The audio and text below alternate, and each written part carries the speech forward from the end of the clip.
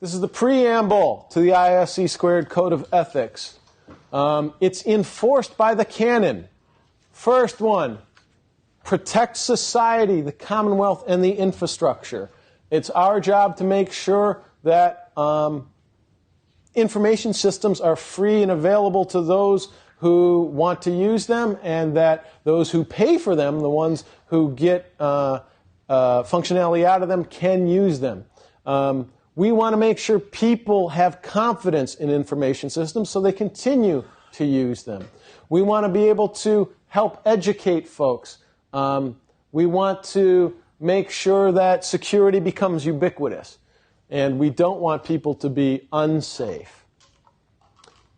This is the number one, and it also comes first, and it's the most important. Again, the canon go in order of enumeration. 2, act honorably. We have to set the standard. Be honest. Be honest. In our profession, it is way too easy to use dishonesty to further our interests. What am I talking about? It's the best way to increase your budget.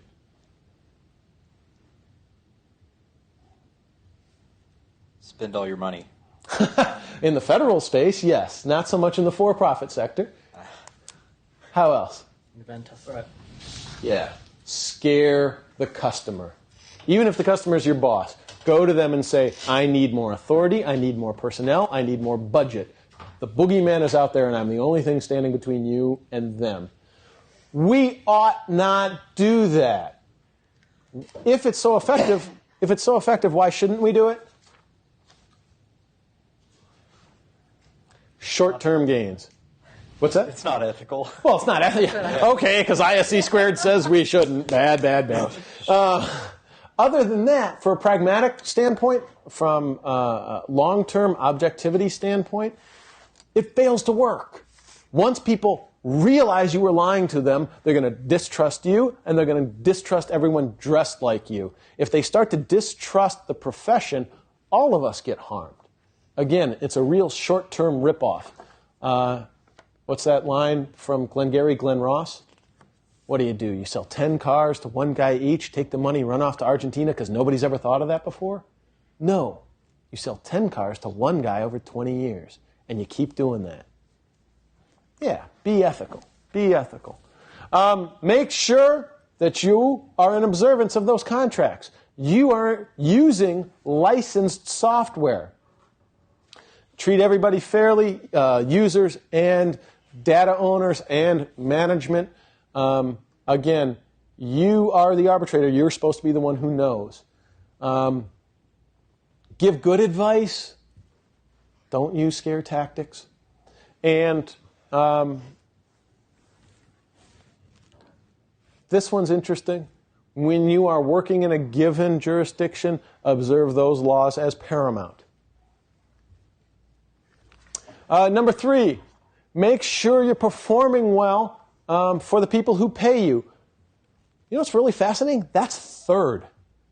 ISC2 is really worried about the overall holistic picture of the profession way before they get down to the client-facing side.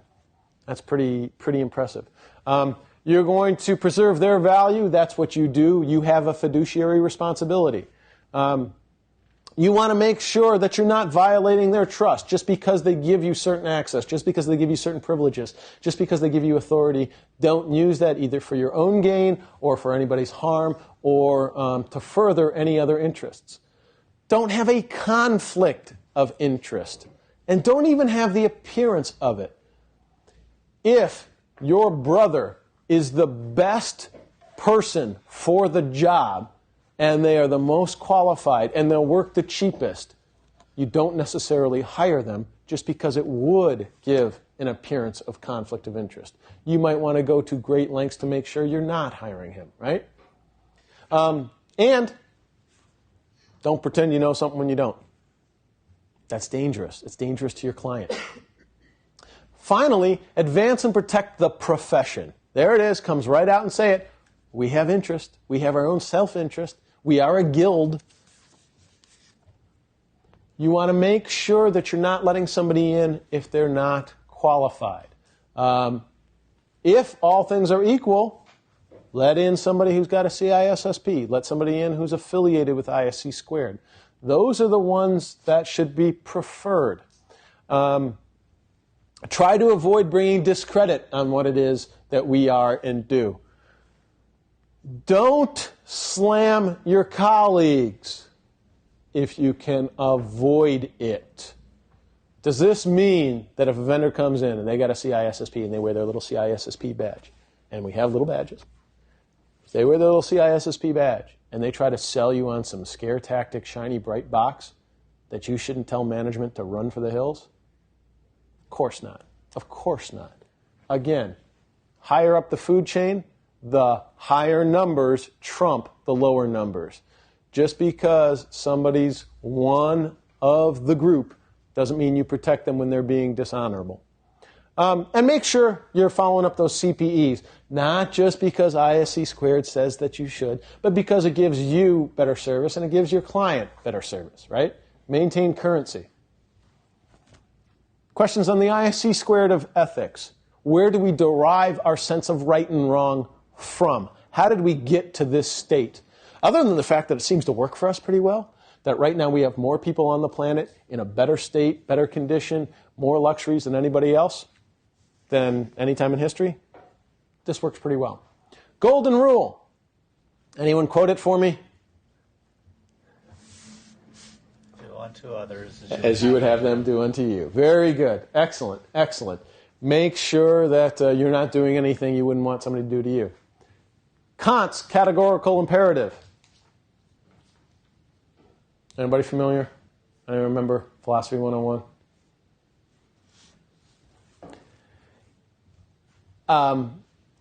Make sure that if it's good in one case, it's good in all cases.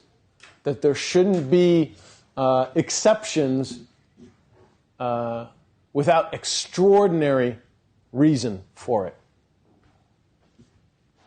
Descartes' rule of change, slippery slope is the same thing. Every time you make an exception, you're opening the door to more exceptions. You're opening the door to violations. Utilitarian. Try to maximize the benefit.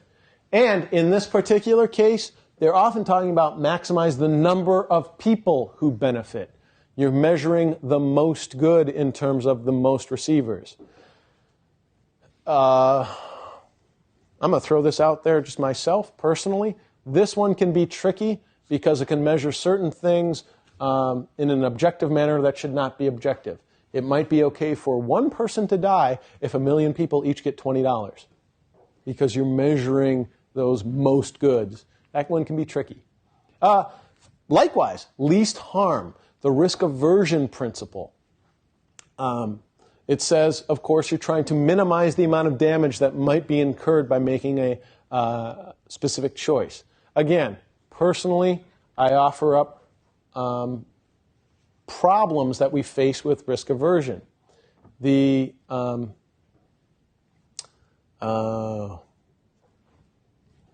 forget the specific term, but there are bodies of thought that say we shouldn't go to technological advancement until we're proven that it doesn't do any damage at all. The problem with that is it really restricts all advancement. Is there any form of technological advancement? Is there any human endeavor that didn't cause some damage slightly somewhere in addition to all the benefit that it brought? That can be a danger itself. Do no harm. Who has those as their motto? First, do no harm. What's that? Medical practitioners. Medical practitioners, part of the Hippocratic Oath, right? That's supposed to be paramount. Why isn't it at the top of the list? What's that? Why isn't it at the top of the list? Oh, for them. I'm sorry. Okay. For it's supposed to be paramount for medical practitioners. First, do no harm is the beginning of the oath. None of these, this is not a rating. This, different than the canon, there's no enumeration, there's no value assigned to them. All they are places that we've derived philosophy from, that we bring our ethics from. No free lunch.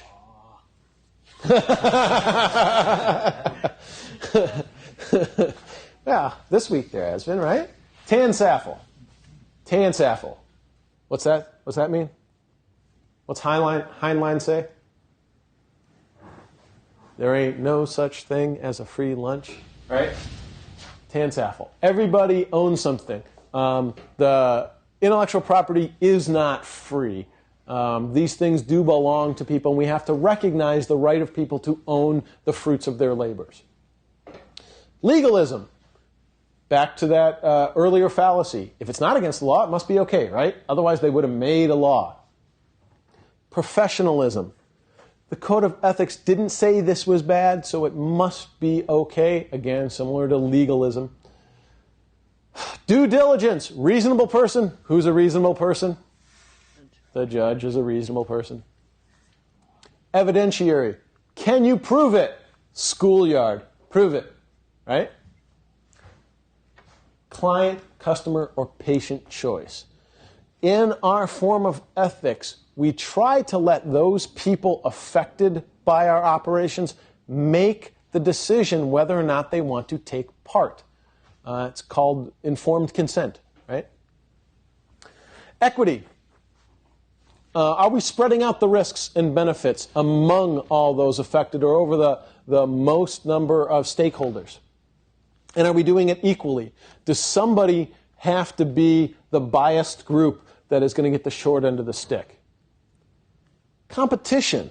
There's a whole free market school of thought that says, don't impose anything externally, let people decide and pay a price for what's more valuable than something else. Compassion. There is a set of ethics that says those people who are the weakest, those people least able to care for themselves are the ones that we have to afford the most protections for. Anyone think of laws that have been crafted specifically in the realm of computer security or in the realm of security where we protect vulnerable people?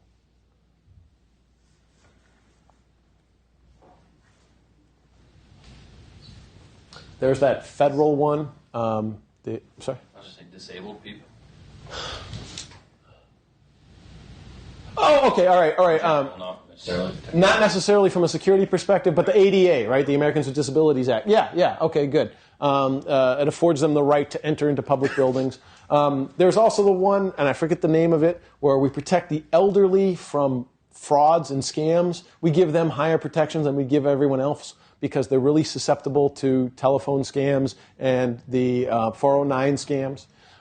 There's also COPA, where we try to protect children more from content that adults wouldn't have trouble handling. Impartiality and objectivity. These are the ethics that say that we're going to impose them not according to any other irrational reasons. That everybody gets the same access, everybody gets the same choice, unless there are other discrete, reasonable reasons for that. Either there's a hierarchy within the organization, or there's a need to know. Those are rational reasons. We don't have any irrational reasons for it. Full disclosure, is everybody told that they're being put at risk? It's one thing to give them the choice. Sometimes you can't necessarily do that, but sometimes you can tell them. So at least they have the opportunity to remove themselves from the possibility. What happened with Union Carbide back in the 1990s?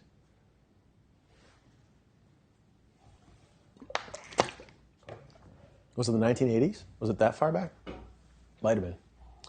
What happened with Union Carbide in Bhopal? The biggest chemical accident ever. Yeah, and it was a heck of an accident. They killed something like 20,000 people. It was a lot of people. They wiped out the village pretty much, the one that was near that plant, the chemical generation plant. The question became, the workers had accepted risk for themselves. Chemical engineering is a very dangerous profession. They had accepted the risk by going in there. Did the people outside the gate even know they were being put at risk? And is it fair for them to have to accept that risk? Confidentiality. is each person being respected? Are we securing them as opposed to trying to secure the overall and not caring about the individuals? We can hang Andy out to dry as long as the rest of us are safe. In that specific example, it's true, but in the most part, you don't want to do that. And are the systems prepared to handle all of these ethics? Are the people running the systems something that we can put our assurance in? How do these codes apply to us? Again, informed consent. Is everyone participating in the process of adult age? Are they knowledgeable? Are they capable of making the decision? Have you told them what the risks are? These are things you have to take into consideration when you're giving your counsel. You are expected to be a professional, and the people that you're affecting have to know what those effects might be. Again, go up the canon to make decisions if there's ever dispute or concern that something is going to be violated. Back in that example I just used with the vendor, you're not supposed to trash another CISSP, but if it's providing valuable information or doing due diligence for your client, then by all means, tell them the emperor has no clothes. Change of scale test. If it's something we want to do in this one case, we should look at it from the perspective of, if we do this every day, what would our organization look like? What would we end up being like? We don't want to become monsters, so you want to look at the security afforded you by making this one decision and see if overall it's the right move to make. In the Perrier case, they figured the security of telling people it's not a problem was worth it. They wanted to maintain market leadership, and they were afraid that even the least amount, the whiff of danger, would destroy their lead on the market, so they didn't care about enforcing health and human safety. Anyone think of other examples where we've done something because we think it's an emergency and it has to be done right now, and we wouldn't do it every day, and we feel bad about it later? This country, California, we did it. World War II, what did we do? Japanese internment camps? We interned the Japanese Americans. And it was a dark day for us. We ended up apologizing 50 years later. Felt really bad because it was stupid. Did it even actually raise our security? No. And we only did it in California. If it was really a security risk, why didn't we do it everywhere? Change of scale test. Owner's conservation of ownership and users' conservation of ownership. What are we talking about here? Owners are responsible for the things that they have control over, for those lines of business that they possess, the things they funded, the things they own. That's where their domain lies. Does that mean they get to have access to the privacy of all the individuals under their employ? That's some of the questions we're answering right now, right?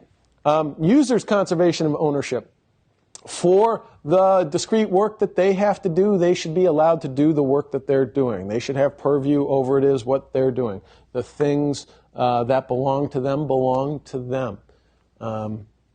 It's not our duty to intrude on their personal lives to try to determine the security of the organization if it doesn't impinge on the organization in any way, shape, or form. Any questions about any of this stuff? I know it's a lot. I know it's quite a bit. Awesome.